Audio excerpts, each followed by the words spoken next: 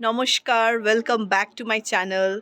আমি few months video করতে পারিনি, আসতে পারিনি আপনাদের কাছে বিকজ আমার কিছু হেলথ ইস্যুস চলছিল। সো আমি এখন আগেন স্টার্ট করছি আজকে থেকে video in this new year. আমি অ্যাটলিস্ট এক্সপেক্ট করব যেমন আপনারা আমার পাশে ছিলেন সেরকম থাকবেন।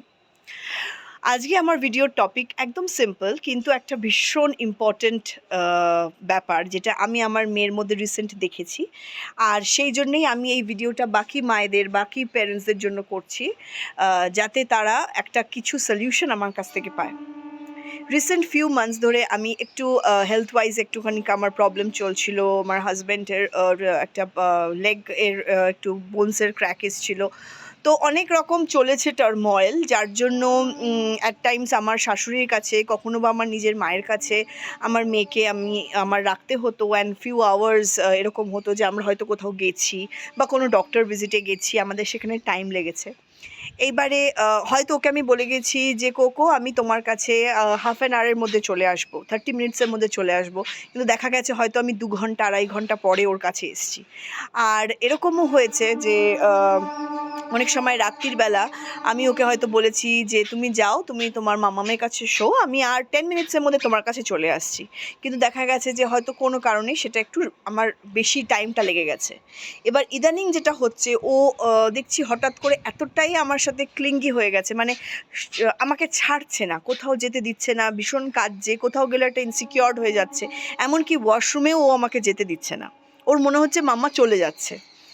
তো প্রথমে একটু বিরক্তি ফিল করতাম, টু বি ভেরি অনেস্ট, বুঝতে পারতাম না যে কেন এরকম করছে।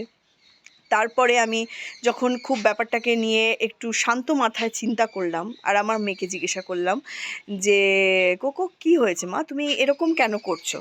বলছে তুমি আমাকে যে টাইমটা বলো তুমি তো আসো না, আর আমি ভাবি আমি বোধহয় মাম্মাকে কোনো দিনই দেখতে পাবো না।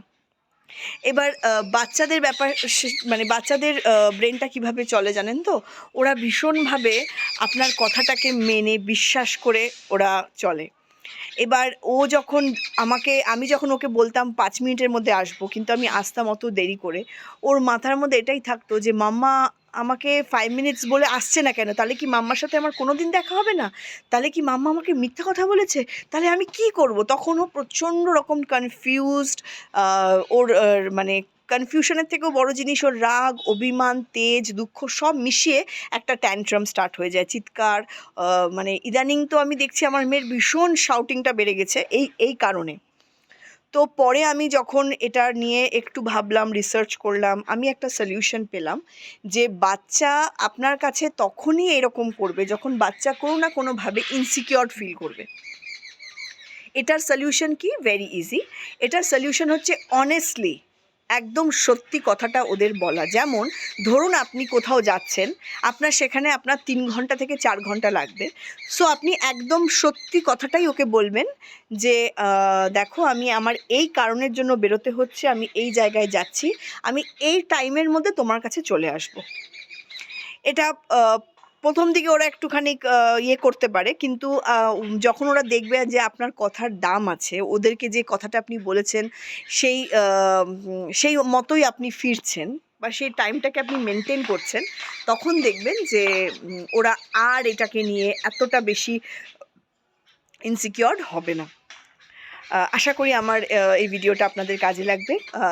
আমি অনেকদিন পরে ভিডিও করছি, সো যদি আপনাদের কোনো রিকোয়েস্টেড ভিডিও থাকে, যদি কোনো টপিক থাকে, নিশ্চয়ই আমায় জানাবেন, আমি সেটা করব। Thank you.